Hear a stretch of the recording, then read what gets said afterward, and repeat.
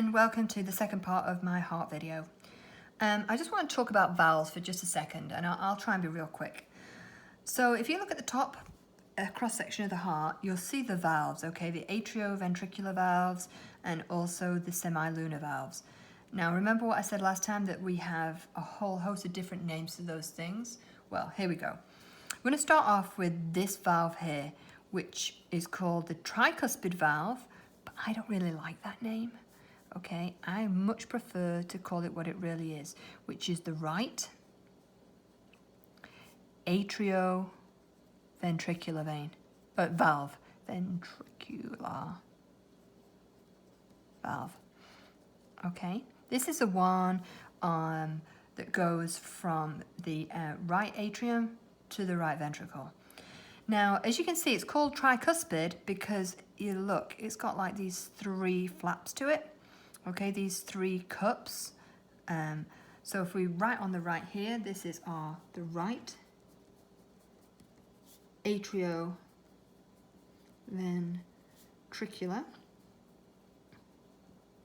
valve. And it closes up to stop the blood from passing between each of the chambers of the heart, okay? It keeps the pressure built. It's a transparent parachute-like valve projecting from the walls between the right atrium and the right ventricle. Prevents backflow, okay? You want blood to travel in one direction. There are three cusps, as you can see, okay? Hence it's called the tricuspid. Okay. And each cup of the valve is attached to a tendinous cord. Okay, so this is the right-hand side, the right atrioventricular valve. Okay, if we hang on to the left-hand side, okay, we get the mitral valve. But I don't like that name, okay? I would much prefer to call it the left atrioventricular, because that's where it's going, from the atrium ventricular to the ventricle. You also sometimes hear it called the bicuspid valve. And you probably figured out why, because it's got two cusps, bicuspid, tricuspid.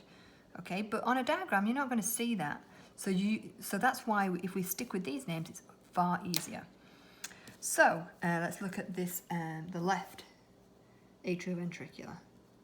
So left atrioventricular valve. Again, it's to stop backflow and to keep pressure. It's located between the left atrium and the left ventricle. Prevents backflow of the blood into the left atrium when the ventricle is contracting. So when the blood is being squeezed out of the heart, you want it to go out, not back into the atrium. There are two cusps, hence it being called bicuspid.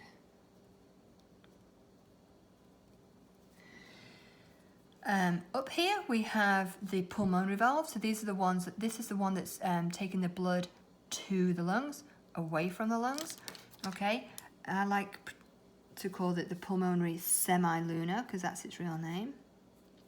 So it's the Pulmonary Semilunar and the aortic Semilunar. I'm trying to color code them as best as possible. Okay, now let's look at these pocket valves. Okay, so these are the valves that we have in our blood vessels that are leaving the heart. Okay, the semilunar ones. So let's start off with the aortic semilunar. Aortic semilunar, or semilunar, however you want to call it. Okay, and it consists of three semilunar or half moons. Okay, so this is this one here. It guards the opening of the pulmonary artery from the right ventricle and it prevents backflow. Okay, so it's stopping the flow from coming back. Okay, the other one is called the pulmonary, and they're both the same. Pulmonary Semilunar.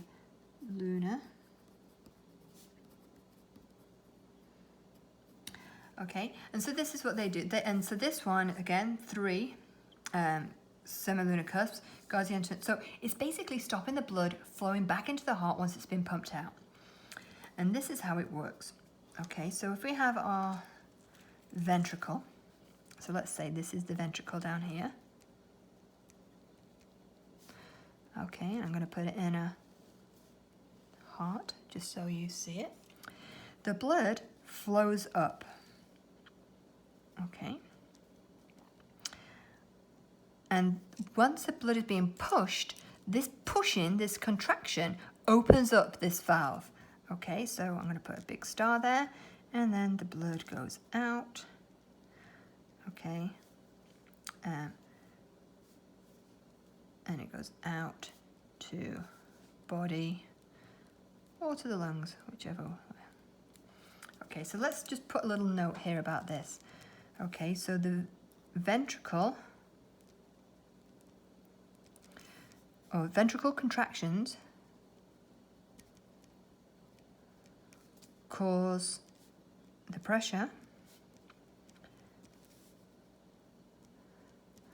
and this pressure opens up these flaps, okay, these valves, cause the pressure to open the valves, or open the valve.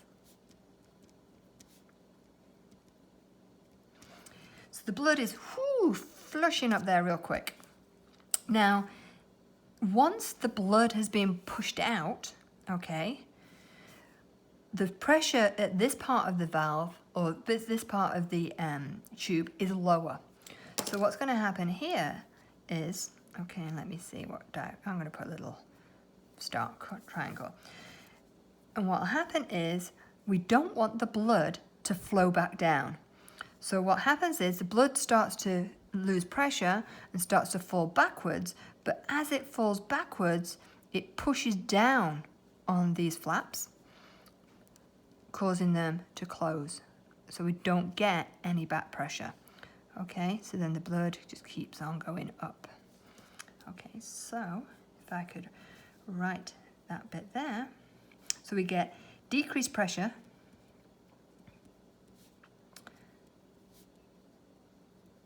where this triangle is, after the contraction.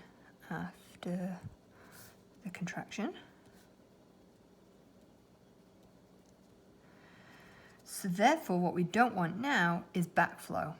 Okay, so put these two little stars here, hope you can see that.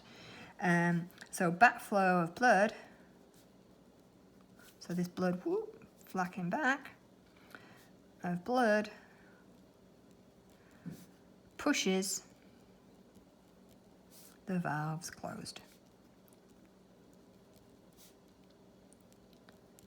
Okay, and voila, we don't get any more blood back into the heart via this valve.